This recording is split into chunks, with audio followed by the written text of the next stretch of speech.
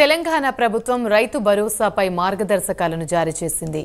రైతు భరోసాపై విధి విధానాలు ఖరారు చేస్తూ జీవో 18ని ప్రభుత్వం విడుదల చేసింది. ఈ నెల 26న రైతు భరోసా విడుదల చేస్తున్నట్టు ఉత్తర్వుల్లో తెలిపారు. భూభారతిలోని నమోదైన వ్యవసాయ యోగ్యమైన భూములకే సాయం అందిస్తామని ప్రకటించారు. ఎకరానికి 12,000 రూపాయలు అందజేస్తామని జీవోలో తెలిపారు.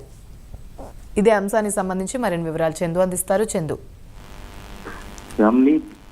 రైతు భరోసా పథకాన్ని ప్రభుత్వం అత్యంత ప్రతిష్టాత్మకంగా తీసుకుంది. జనవరి 26 నుంచి ఈ పథకాన్ని అమలు చేయాలని కూడా నిర్ణయించింది. ఈ క్రమంలోనే దానికి సంబంధించిన మార్గదర్శకాలు కూడా విడుదల చేసింది. ముఖ్యంగా రైతు భరోసా పథకం కింద పంట పెట్టుబడి సహాయాన్ని సంవత్సరానికి ఎకరాకు 12,000 రూపాయలు పెంచారు. అదేవిధంగా భూభారతి పోర్టల్లో నమోదైన వ్యవసాయ యోగ్యమైన భూమి విస్తీర్ణం ఆధారంగానే పట్టాదారులకు రైతు భరోసా సహాయం అందించాలి. అందులో వ్యవసాయ యోగ్యం కాని భూములకు మాత్రం రైతు భరోసా నుంచి తొలగించాలని కూడా పెట్టారు. అదేవిధంగా ROFR పట్టాదారులు కూడా రైతు భరోసాకి అర్హులే.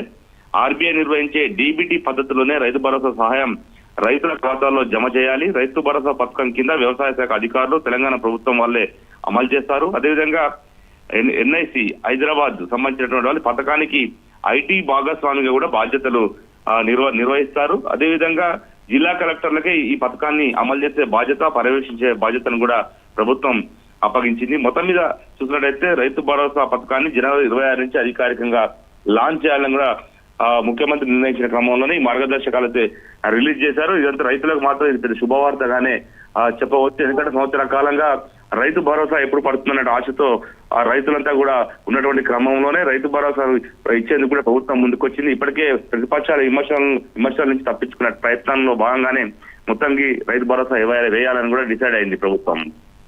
Right, thank you.